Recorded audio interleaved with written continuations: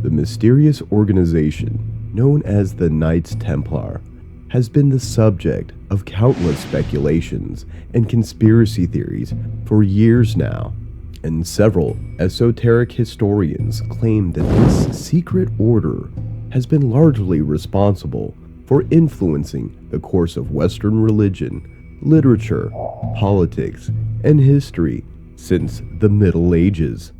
They have been rumored to be the possessors of some of the most valuable treasures on Earth, including the Holy Grail, and they are commonly associated with other secret societies such as the Freemasons and the Illuminati. So who exactly were the Knights Templar? And how has their legend endured throughout the centuries? Their origins can be traced back to the days of the Crusades, when several European Catholic Christian fighting forces descended upon Jerusalem to conquer the Muslim-controlled Holy Land.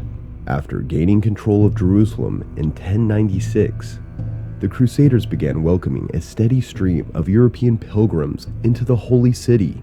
The only problem was that many times these travelers would be assaulted, robbed, and even killed while trying to make their journey. So roughly 20 years later, the Knights Templar was formed as a type of police force to protect the pilgrims as they traveled. This new band of monastic warriors was founded by 9 Frankish knights and veteran crusaders operating under the official and somewhat lengthy moniker, the Poor Fellow Soldiers of Christ and of the Temple of Solomon.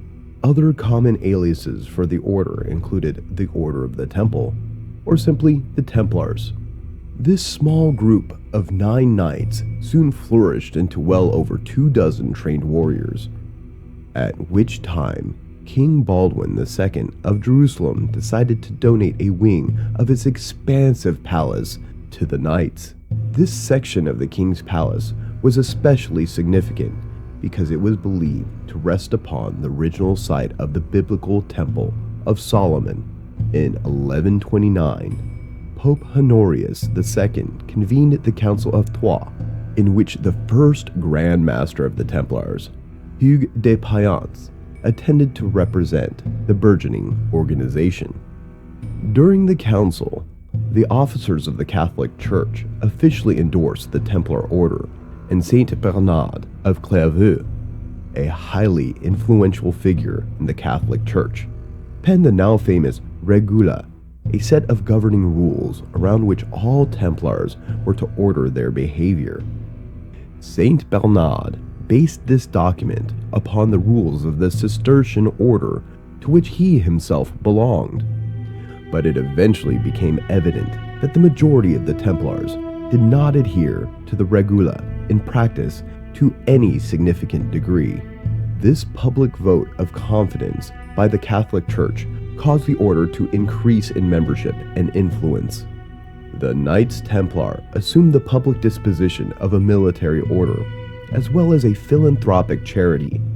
But in the minds of many historians, the agenda of the secretive brotherhood extended far beyond performing acts of charity or public safety. It is now believed that the Templars were working on amassing great power and wealth under this unassuming facade of charitable deeds in order to accomplish a more ambitious objective. Grand Master Albert Pike, one of the most influential Scottish Freemasons of the 19th century, made reference to the Templars' ulterior motives in his influential book, Morals and Dogma. Pike claimed that their secret object was the rebuilding of the Temple of Solomon on the model prophesied by Ezekiel. Pike also mentioned that the Knights Templar were devoted to the opposition to the crown of Rome and its chiefs. According to the extensive research of Masons Robert Lomas and Christopher Knight, authors of the Hiram Key, the Templars began conducting detailed archaeological excavations of the temple during their time of residence in King Baldwin's palace. Lomas and Knight assert that the Templars discovered some type of secret among the ruins of the temple. This mysterious discovery dramatically changed the worldview and beliefs of the Templars, prompting them to adopt non-Christian teachings in favor of black magic rituals and mysticism. The general consensus among researchers is that the Templars may have discovered artifacts or manuscripts related to the practice of Kabbalah, an esoteric school of thought rooted in Judaism. It is also thought that the Templars may have unearthed certain items related to the mystery religions of ancient Egypt.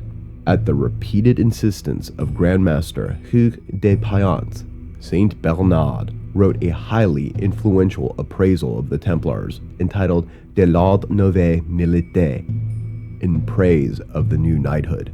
This document spread like wildfire throughout Christendom, garnering scores of new recruits for the order, as well as large amounts of donations, bequests, and gifts from barons and monarchs throughout all of Europe.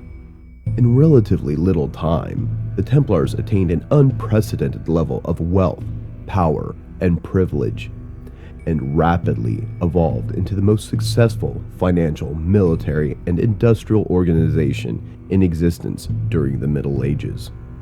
The Templars are generally credited with inventing the world's first functional banking system, as well as the development of relatively sophisticated systems of trade. In 1291, the order took a major blow when they lost the Holy Land to the Muslims during the fall of Acre. This defeat prompted King Philip IV of France to seek the formation of a new military order that would merge the Templars with other fighting orders under the king's direct oversight. Jacques de Molay, the last Templar master of the Middle Ages, rejected this idea, seeing it as more of a move to boost the king's political clout than to gain a strategic advantage.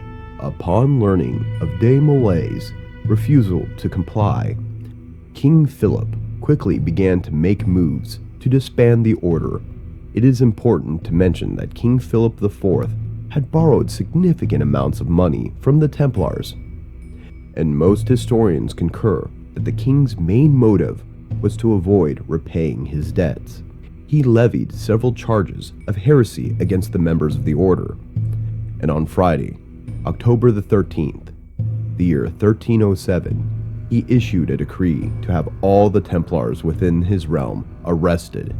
Many of the knights were brutally tortured and interrogated, and several of them were burned at the stake, including de Molay. As the Templars were spread throughout several areas of Europe, it is commonly believed that a significant portion of the knights were able to escape this inquisition. Most esoteric historians agree that the Knights Templar went underground for several centuries, hiding their treasures and only passing the knowledge of their rights to very exclusive company. Many researchers believe that large numbers of Templars escaped by way of the Alps, which would have been a logical route to take for the knights who are situated in the south of France. In their book entitled The Warriors and the Bankers, authors Stephen Defoe and Alan Butler argue that the Templars may have played a significant role in the formation of what would later become Switzerland, not only because of its geographical relevance to the Alps, but also because many of the characteristics of Swiss culture share similarities with those of the Templars, including their banking expertise. In addition, the famous Templar flag, a red cross on a white background, shares a striking resemblance to the Swiss flag, a white cross on a red background. Many researchers claim that the Templars began to seek refuge in the Masonic lodges of Scotland and Ireland during the 17th and 18th centuries, and from there they began to merge their practices with Freemasonry. A major turning point came for the Knights Templar when Chevalier Ramsay produced his now famous oration, which claimed that European Freemasonry essentially found its roots in the efforts of the Knights Templar from the days of the Crusades. In modern Freemasonry practice, Knights Templar degrees are among the highest conferred in their practice, with the highest being known as the Order of the Temple. It is not fully known whether or not the Knights Templar are indeed hiding a vast store of wealth, but the organization continues to remain a source of speculation for esoteric researchers. Many of their rituals and rites are still enshrouded in secrecy, and theories regarding the organization's influence range from relatively negligible to completely pervasive. What is known is that the legend and history of the Knights Templar continues to fascinate observers worldwide, and that doesn't look to diminish anytime soon. If you enjoy this video and want to see more like it, please consider subscribing to us and hitting the like button. Feel free to write a comment below and suggest which theory you want to see next. If you'd like to further support this channel, please consider joining. Our membership link will be found in the description box below. We appreciate your support, and as always, thanks for watching.